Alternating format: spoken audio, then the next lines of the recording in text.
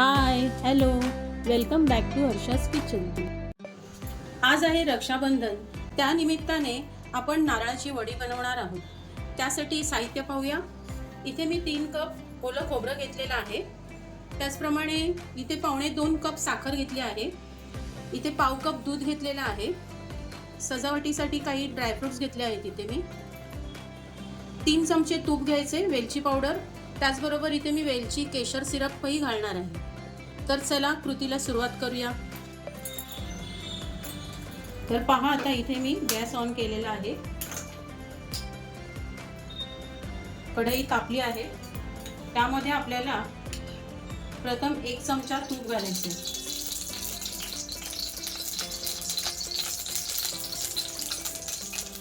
तूप पूर्ण कढईला पसरवून घ्यायचे व्यवस्थित। त्यामध्ये 3 कप ओलं खोबरं घेतलेलं घालायचंय।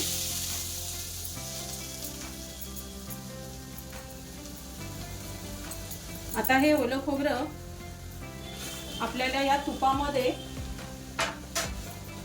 व्यवस्थित परतत राहायचंय। जोपर्यंत त्या ओल्या खोबऱ्यातलं ओलसरपणा कमी होत नाही तोपर्यंत आपल्याला ते सतत परतत राहायचे। पण परतत असताना तुम्ही काळजी एवढी घ्यायची की ते खाली लागलं नाही पाहिजे।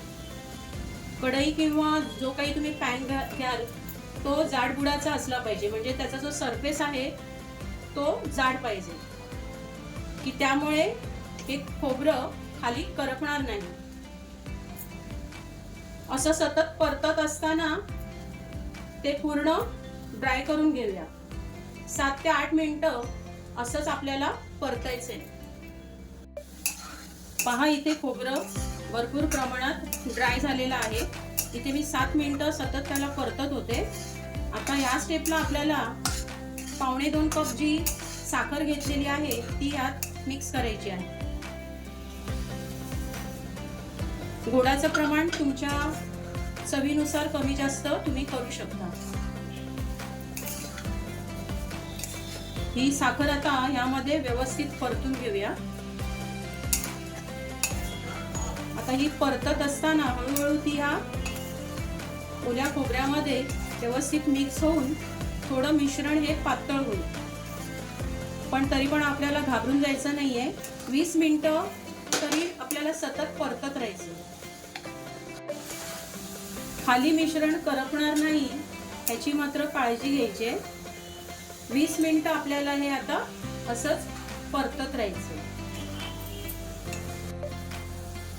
पहा, आता इथे 10 ते 15 मिनिटांनी साखर पूर्ण वितळत आलेली आहे। पण तरी सुद्धा अजून आपल्याला काही वेळ हे असं सतत परतत राहावं लागणार आहे। साखर विरघळली की ह्या स्टेपला आपल्याला इथे पाव कप हे घेतलेलं दूध घालायचं। पुन्हा व्यवस्थित आपल्याला परतून घ्यायचे। आता हे मिश्रण जोपर्यंत एक घट्ट गोळा असा तयार होत नाही ना तोपर्यंत आपल्याला सतत परतायचे।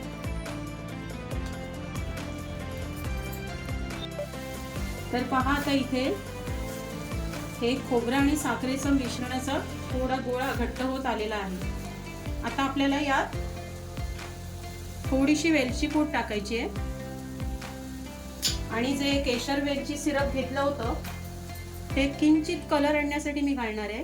पण आमच्या घरात जास्त पांढऱ्या शुभ्र वड्या एवढ्या कोणाला आवडत नाही, थोडासा किंचित कलर यावा म्हणून मी घातलंय। आता पुन्हा आपल्याला हे व्यवस्थित परतायचे। पहा, इथे आता आपलं मिश्रण व्यवस्थित ड्राय झालंय, एकदम सुक्क दिसत आहे। मिश्रण व्यवस्थित तयार आहे की नाही हे तुम्ही कसं ओळखाल? की आपला जो हा फलिता आहे तो मधोमध असा व्यवस्थित उभा राहतो की नाही पाहायचंय। पहा, फलिता पडत नाहीये, व्यवस्थित उभा राहिला, याचा अर्थ आपलं मिश्रण वडी थापण्यासाठी तयार आहे। दुसरं एक टिप म्हणजे इथे जो साखरेचा हा साईडला जो कढईला लेअर दिसतोय तो असा थोडा ड्रायसर असा तिथे जमा व्हायला लागला की आपण समजून जायचं की हे मिश्रण वडी थापण्यासाठी तयार आहे।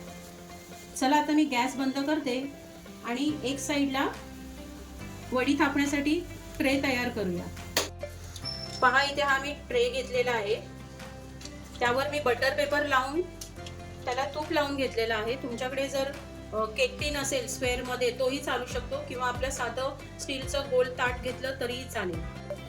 पहा इथे हे मिश्रण आता मी ट्रे मध्ये ओतून घेतलं आहे। त्याला फलिताच्या साहाय्याने ह्या ट्रे मध्ये सर्व बाजूनी एक समान थापून घ्यायचे। जेवढी तुम्हाला वडी पातळ जाड हवी असेल त्याप्रमाणे तो रोल करून घ्यायचे। तर पहा आता इथे मी मिश्रण व्यवस्थित सर्व बाजूने थापून घेतलेलं आहे।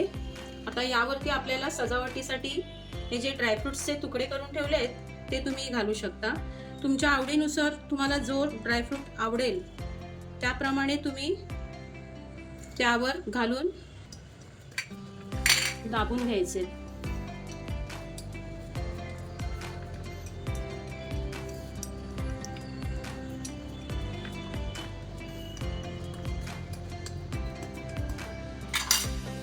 थोडे ड्रायफ्रुट्स टाकून घेऊया। फलिताच्या सहाय्याने ते व्यवस्थित तुम्ही दाबून घ्या। आता हे मिश्रण थोडंसं कोमट झाल्यानंतर आपल्याला वड्या कापून घ्यायचे।